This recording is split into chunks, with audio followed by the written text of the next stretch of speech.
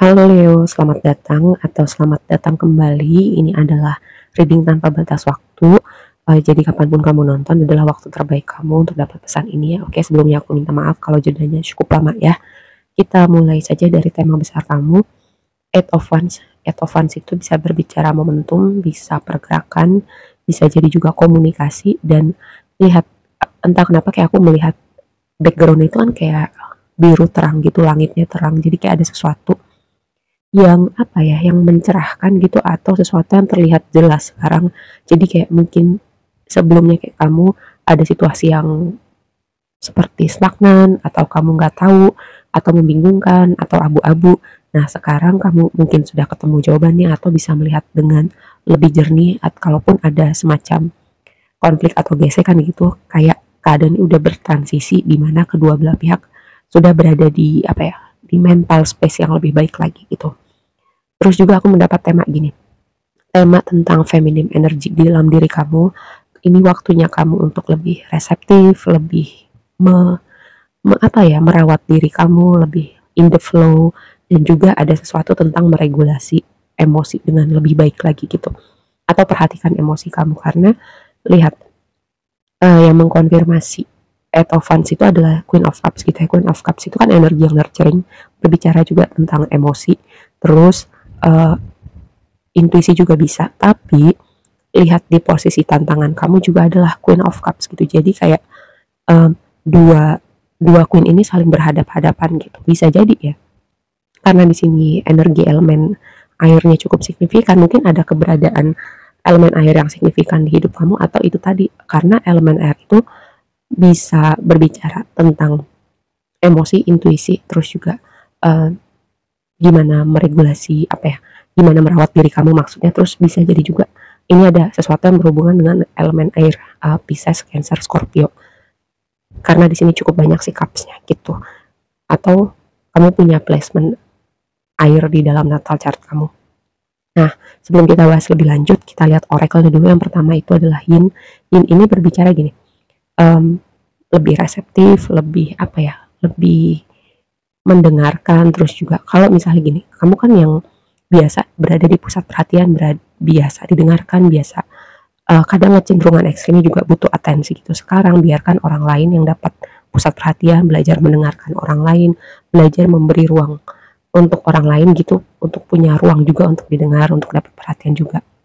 Dan gini, biarkan orang lain juga menunjukkan effortnya buat kamu. Kalau selama ini kamu yang nunjukin effort, gantian gitu, kamu biarkan mereka yang membuat effort gitu. Kamu lihat apakah hubungan kamu ini, apapun konteksnya ya, mau pertemanan, mau hubungan romantis, hubungan ini dua arah gitu, nggak cuman kamu doang tapi mereka juga buat effort gimana hubungan ini bisa bersinergi. Semoga ini bisa dipahami ya. Terus juga ini bisa berbicara gini, kamu menyiapkan wadah. Kalau kamu mau sesuatu, kamu mau manifest sesuatu, kamu udah nyiapin wadah belum untuk nampung, untuk bisa menerima hal itu untuk ada di hidup kamu gitu ya. Nah terus yang berikutnya adalah Neptunus, kata kuncinya vision, visi gitu. Apa yang mau kamu lihat di depan, apa yang mau kamu wujudkan di depan. Selain itu juga Neptunus itu berbicara tentang spiritualitas atau ilusi gitu. Karena kalau bisa ekstrimnya itu terlalu ke kanan atau terlalu ke kiri, itu nggak baik gitu. Jadi ibaratnya kalau kehidupan spiritual kita juga diseimbangin dengan kehidupan praktikal kita sehari-hari gitu. Kalau terlalu terlalu apa ya, terlalu praktikal, kamu mengabaikan bahwa ada sesuatu yang bernama sesuatu yang tidak bisa dijelaskan dengan logika, ada kekuatan yang lebih besar. Terus kalau misalnya terlalu spiritual, hidupnya tuh kayak di awan-awan gitu, lupa kalau kita juga hidup, misalnya berinteraksi sama manusia, kita perlu bekerja, kita perlu melakukan hal-hal yang manusia lakukan gitu. Nah itu yang aku maksud. Jadi kayak tadi di awal aku bilang, seperti langit yang cerah gitu ya, yang tadi Eight of Wands itu langit yang cerah, mungkin ada kabut dalam tanda petik gitu selama ini yang menutupi mungkin pikiran kamu, pandangan kamu, dan sekarang mungkin ada ilusi gitu yang kamu sadar, oh selama ini mungkin gue denial, oh selama ini gue nggak bisa melihat situasi ini dengan jernih. Jadi kayak ada sesuatu tema tentang hal itu, apapun ya konteksnya.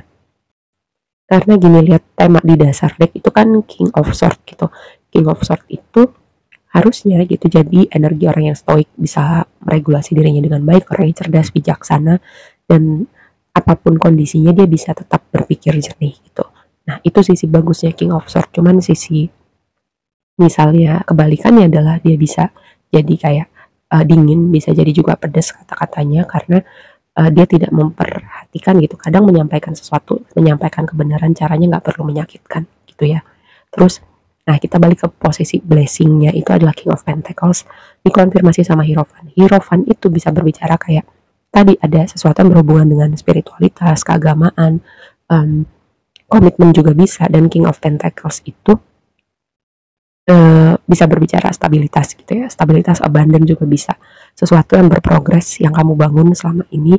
Bisa jadi juga kayak entah kenapa aku terpikir gini, kamu udah bisa mengintegrasikan semua hal yang udah kamu lewatin gitu, dari sisi spiritual, dari sisi filosofi, pengalaman hidup, kamu kayak bisa mensintesis itu semua gitu ya, untuk kamu jadi orang yang solid, stabil, dan abundant, atau untuk kedepannya kamu membangun sesuatu yang solid, stabil, dan abundant untuk hidup kamu. Kamu bisa jadi role model.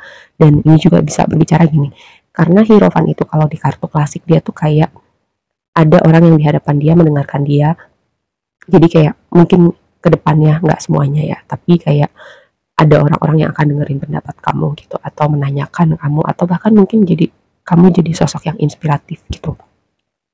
Nah tadi aku udah bahas ya soal tantangannya si Queen of Cups, karena itu tadi antara ada sesuatu dengan elemen air, Pisces, Cancer, Scorpio, atau ini perjalanan kamu mengelola emosi, intuisi, spiritualitas, gimana kamu menurture diri kamu, gimana kamu belajar untuk lebih in the flow, gimana caranya kamu untuk lebih ekspresi kreatif pada diri kamu gitu, kamu channeling. Nah itu Queen of Cups sebagai tantangan tuh kayak tema-tema itu tuh kamu perlu kayak kontemplasikan gitu.